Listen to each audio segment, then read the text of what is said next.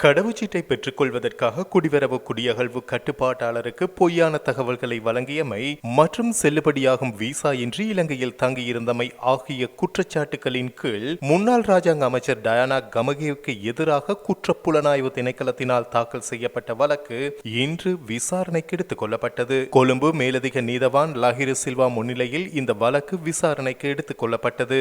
இதன்போது குறித்த வழக்கு தொடர்பான மேலதிக சாட்சி விசாரணைகளை பிப்ரவரி மாதம் 16 திகதி அழைக்குமாறு கொழும்பு நீதவான் நீதிமன்றம் உத்தரவிட்டுள்ளது.